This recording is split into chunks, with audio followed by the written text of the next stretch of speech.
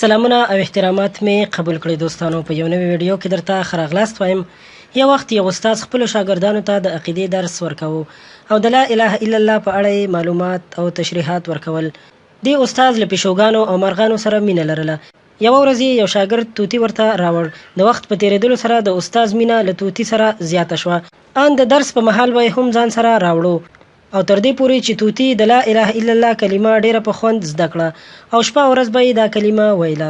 یوه ورځ شاګردانو خپل استاد په داسې حال کې وموند چې ډیر سخت یې ژړل. کله چې هغوی د ژړا لامل وپوښتو، ده ورته وویل یوې پیشو زما توتي مړ کړ. هغوی ورته وویل آیا په توتي باندې دومره زیات ژاړې؟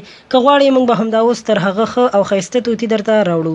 استاد ورته وویل پر توتي نه ژاړم، ژاړم پر دې چې کله زما توتي پیشو ونیو نو هغه په چغارو پیل وکړ او تر مرګه یې چغې وهلې.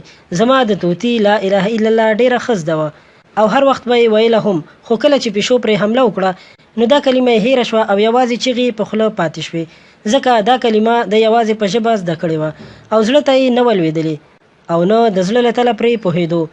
بیا استاد وویل زه ویرېږم چې موږ د دې توتي په څېر نشو. په ژوند کې خو لا اله الا الله ډېر وایو او ذکر یې هم کوو. خدای مکړه د مرګ پر مهال یې هیره نه کړو، ځکه دا ویره پکار ده چې هسې نه زموږ زړونه هم د دغې توتي په څېر تش پاتې وي.